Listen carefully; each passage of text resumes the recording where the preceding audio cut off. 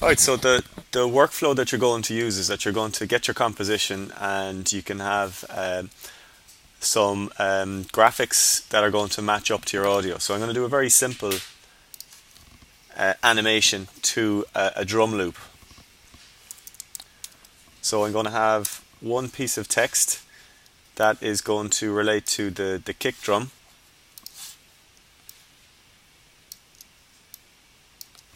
And I'm going to have another similar piece of text that relates to the snare.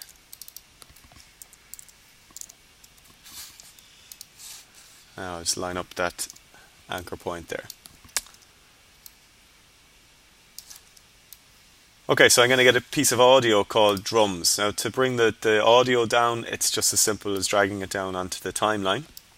Now an audio layer has its own set of properties. It has audio levels, and you can visualize the waveform. So the audio levels will allow you to do a rudimentary mix if that's what you need to do. But After Effects is not the place to be mixing audio. Okay, so when the audio that you use in After Effects will have already been treated and edited in a multi-track editing thing or Pro Tools or something like that, and then the final thing comes in here for the visuals to be placed over it.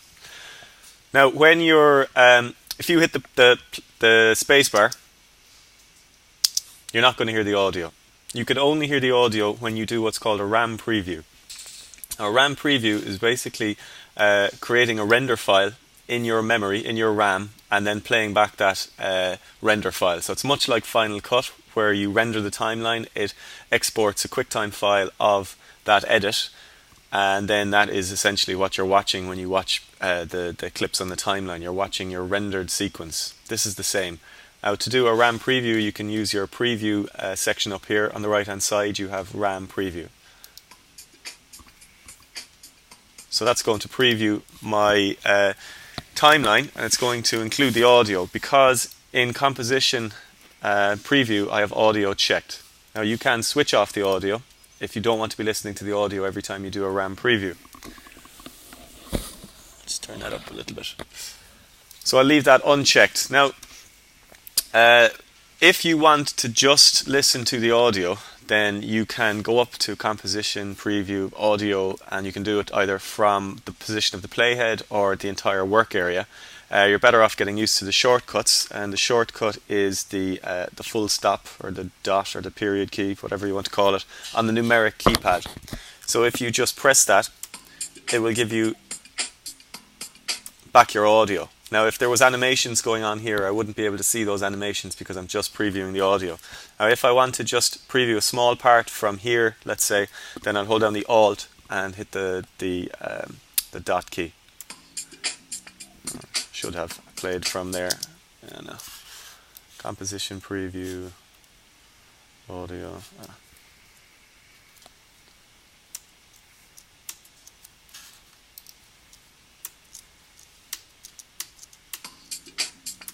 Okay, it's not doing what I wanted to do.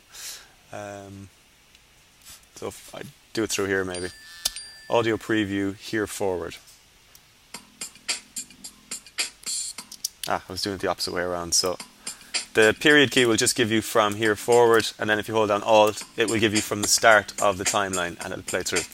Now the idea here is that in matching up your visuals to your audio, you're going to be listening to the audio, you're going to be dropping cue points or markers, and those markers are then going to be what you use to match up the visuals to the audio. So it is very much a visual process. You're only going to listen to the audio, drop your markers, match up the animation to the markers, and then at the end, when you've got your animation done, then you can do another RAM preview and listen to the whole lot. Okay? So you'll be using those, the period key there, the dot key, quite a lot. So you'll be, for instance, playing your audio, dropping markers, and then when you stop the playback, you'll see those markers there. Okay?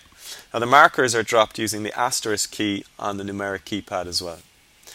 Now what I'm going to do here is I'm going to use my drums to isolate or to put down markers wherever the kick drum is audible, and then what I'm going to do is I'm going to put down more markers for where the snare drum is audible, and then I'm going to animate each one of the pieces of text independently. Now there's a few different ways that you can approach this. You can put all your markers on your drums, or you could put your markers on your graphics. So that would make more sense here. So what I'll do is I'll select my kick layer, and I'm going to do an audio preview, and then just after I do the audio preview, or as the audio preview is running, I'm going to drop some markers. Now you won't see the markers until you've stopped the playback, and this takes a little bit of practice, and I'm probably not going to get it the first time around, especially with an audience. So here goes.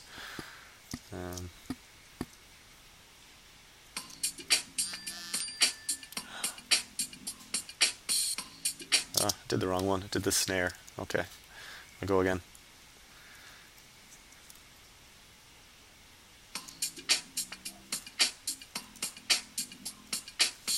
Okay, so now I've dropped the markers for the bass. So I'll just play that back again, and you'll see the first one I didn't drop because I was starting the playhead, but I know that there's a kick drum at the very first frame. So that's not too bad for the kick. So I'll just zoom back out, highlight the snare, go through the same process. So this time I'm going to hit Alt, period key to start the audio preview.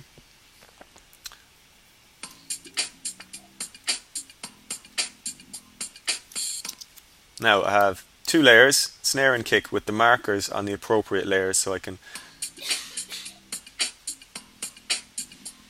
So this is a very obvious example using a beat, literally. But I mean, a beat can also be, or it could be a piece of vocal, it could be singing, it could be talking, anything that you need to just isolate the point in the timeline where something is said or something is heard, and then you match up the visuals.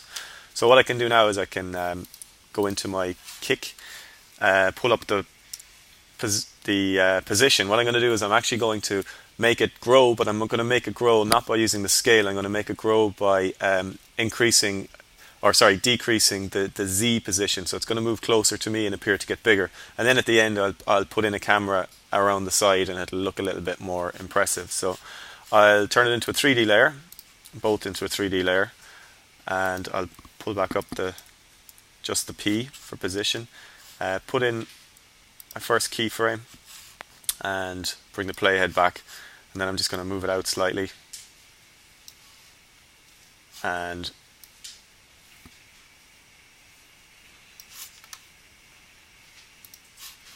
pull it out a little bit, put another keyframe down, so it's going to start at the normal position, then it's going to grow and shrink. So I've got my two keyframes for the normal scale, if you want, so I can just drag that out now to make it bigger.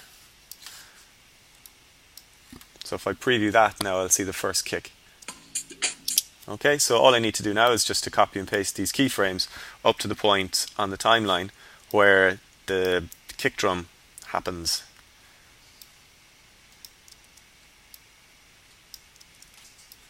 I might need to move them slightly, but that's okay. Oh, I need to do a RAM preview. Okay, it's slightly off, that's fine.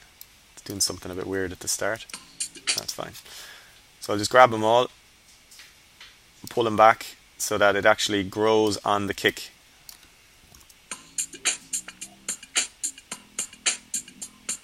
Okay, so all I need to do now is to actually get all of these keyframes, or get one of these groups of keyframes and copy them up onto the snare layer. So I don't need to redo this over and over again, or I should be able to do this.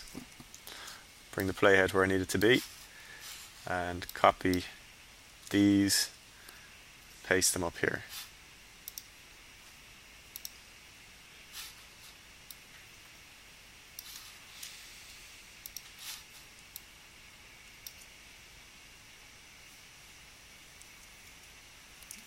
No, that's not going to work. Okay, so I do need to quickly put in some more animations here on snare. There's probably a way I could have gotten around that, but I'm not going to go looking for it now.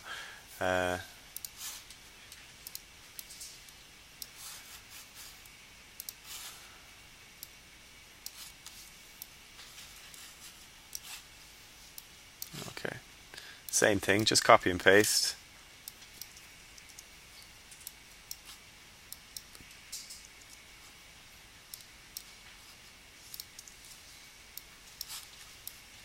and do a RAM preview. Okay, so you get the idea there. It's actually quite simple. The only new thing is that you're tapping the beat, or you're tapping to the audio to leave yourself a marker. So if I wanted to just improve this slightly, I'd put some motion blur on it, put in a camera, and just play around with that camera. I won't go doing too much on it, but if I wanted to put it at a nice jaunty angle, that's something I could do. Takes a while to render out now because of the camera, but